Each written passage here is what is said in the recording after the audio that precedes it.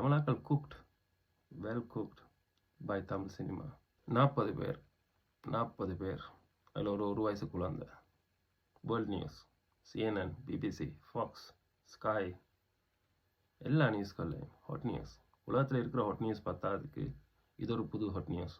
தமிழங்கள் மூலமாக தமிழ்நாட்டில் இருந்து கேட்டால் தமிழை அதை பிடிங்கினா இதை பிடிங்கினா மயிரை பிடிங்கினா மட்டையை பிடிங்கினா தமிழன் உண்மையாகவே அவர் ஒரு அடிமுட்டார். இப்படி போய் இதழுக்குள்ளே நின்று அடிபட்டு சாகணுமன்ற அளவுக்கு சினிமான்ற கவர்ச்சி வந்து நிற்குதுன்னா இப்போ கண்ணை மறைச்சிருக்குது. சினிமாக்காரங்களுக்கு இப்படி பைத்தியமாக இருக்கிறாங்கல்லாம் முட்டாள் இல்லைண்ணா. இது அறிஞ்சுதான் ரஜினி அரசியலுக்கு வரையில. என்ன தெரியும், ரஜினியை சுற்றி இருக்கிற முக்காவாசி கூட்டமும் முட்டாள் இல்லைன்னு. புத்தி இருக்கிற எவனாவது இப்படி பைத்தியக்காரமாகி போவாங்களா ஒரு நடிகனுக்கு பின்னால்? ஏன் ஸ்க்ரீனில் பார்த்தா ப்ரோண்ட முகம் வடிவாக தெரியாதா? ஸ்க்ரீனில் வடிவாக விளங்குமே. இப்போ 4K இருக்குது, 8Kயும் வந்துட்டு தானே இப்போ ஸ்க்ரீனுக்கு. ஸோ வடிவாக விளங்கும். அதில் போய் பார்த்தா சில ஜென்மங்கள் இருக்குது திருந்தாது.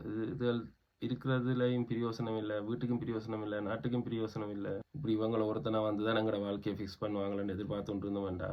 வாழ்க்கை ஃபுல்லாக எதிர்பார்த்துட்டு இருக்க தான் வேணும். எந்த நாட்டில் எந்த ஆட்சி கீழே வாழ்கிறோம்ன்றதுல இல்லை இருக்குது விஷயம். இங்கே எங்களோட வாழ்க்கையை நாங்கள் தான் ஃபிக்ஸ் பண்ணணும், அவ்வளவுதான். இங்கே விஜய் இல்லை, அஜித் இல்லை, ரஜினி இல்லை, யார் வந்தாலும் எங்களோட வாழ்க்கையை நாங்கள் தான் ஃபிக்ஸ் பண்ணணும். அவங்க வந்து ஒரு மயிரும் பிடுங்க பொருள் எங்களுக்கு. அது எந்த நாட்டில் இருந்தாலும், யூஎஸ்ஓ, யூகேயோ, யூரோப்லேயோ, எங்கே இருந்தாலும் எங்களோட வாழ்க்கையை நாங்கள் தான் ஃபிக்ஸ் பண்ணணும்.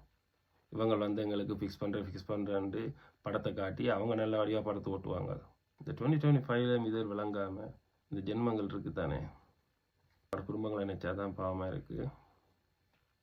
என்ன செய்கிறது நாங்கள்?